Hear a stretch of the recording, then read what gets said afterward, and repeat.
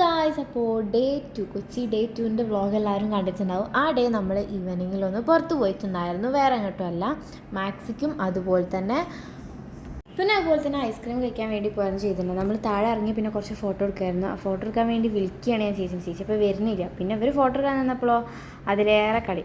പിന്നെ നമ്മൾ വേഗം പോയി. നമ്മൾ അവിടുന്ന് 2-3 ഡ്രസ്സ് നമുക്ക് സെലക്ട് ചെയ്ത് ഓക്കെ ആയി. പക്ഷേ ഡ്രസ്സ് ചെയ്ത് നോക്കിയപ്പോഴായാലും നമുക്കൊരു വലിയൊരു തൃപ്തി വരാത്ത പോലെ തോന്നിയതുകൊണ്ട് നമ്മളത് അവിടെ വെച്ചു. അങ്ങനെ പിന്നെ അവിടുന്ന് വേഗം ഇറങ്ങി നമ്മൾ. അപ്പോഴത്തേനും വൈകുന്നേരം ആയിട്ടുണ്ടായിരുന്നു. പിന്നെ നമ്മൾ കുറച്ച് സ്നാക്സും വാങ്ങി പിന്നെ നമ്മൾ വീട്ടിലേക്ക് നേരെ വരികയായിരുന്നു ചെയ്തിട്ടുണ്ടായിരുന്നു കേട്ടോ.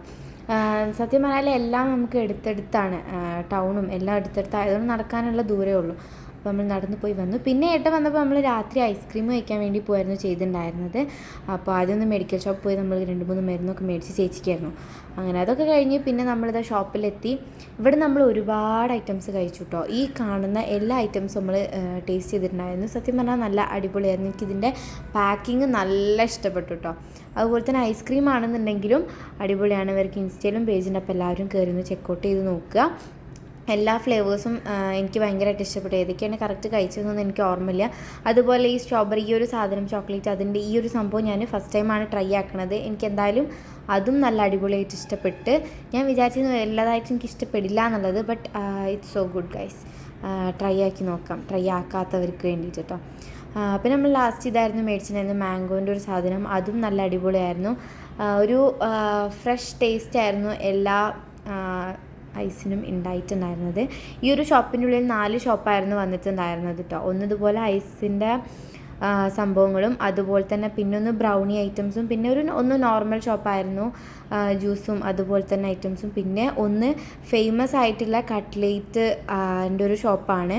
നമ്മളിവിടെ എത്തിയപ്പോഴാണ് അത് അറിയുന്നത് കേട്ടോ, ഫേമസ് ആണ് എന്നുള്ളത്. അങ്ങനെ നമ്മൾ അത് കഴിച്ചു.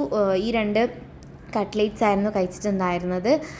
രണ്ടും നല്ല ടേസ്റ്റ് ഉണ്ടായിരുന്നു കേട്ടോ. രണ്ടും എനിക്ക് ഒരുപോലെ ഇഷ്ടപ്പെട്ടു. ഇതിൻ്റെയൊക്കെ നെയിം എന്തൊക്കെയാണെന്നുള്ളത് കറക്റ്റ് എഴുതിയിട്ടുണ്ട്, നിങ്ങളെല്ലാവരും നോക്കുക. പിന്നെ ഇവർക്കും അതുപോലെ തന്നെ ഇൻസ്റ്റഗ്രാം പേജും ഉണ്ട്. അപ്പോൾ എനിക്കെന്തായാലും കഴിച്ച എല്ലാ ഐറ്റംസും ഒരുപോലെ ഇഷ്ടപ്പെട്ടിട്ടുണ്ടായിരുന്നു. നമുക്ക് 4 പേർക്കും ഇഷ്ടപ്പെട്ടു കേട്ടോ. നമ്മുടെ ഫ്ലേവറിന് ഉള്ള ഐറ്റംസ് തന്നെ ആയതുകൊണ്ട് എല്ലാം ഇഷ്ടപ്പെട്ട്. പിന്നെ അത് കഴിഞ്ഞിട്ട് പിന്നെ നമ്മളൊരു ലസ്സി കുടിക്കായിരുന്നു ചെയ്തിട്ടുണ്ടായിരുന്നത്. എനിക്ക് ഫസ്റ്റ് വായിക്കേണ്ടി വെച്ചപ്പോൾ എന്താണ് ഒരു ഇഷ്ടപ്പെടാത്ത പോലെ ഫീൽ ചെയ്തിട്ടുണ്ടായിരുന്നു. വെച്ചാൽ എല്ലാം കൂടി കഴിച്ചതിൻ്റെ മേലെ കഴിച്ചതുകൊണ്ടാണോ എന്ന് എനിക്കറിയില്ല. പിന്നെ നമ്മൾ 2-3 സ്പൂൺ കഴിച്ചപ്പോൾ എനിക്ക് ഇഷ്ടപ്പെട്ടു. എനിക്ക് ഏട്ടനായിരുന്നു അത് മെയിനായിട്ട് ഓക്കെ ആയിട്ട് തോന്നിയിട്ടുണ്ടായിരുന്നത്.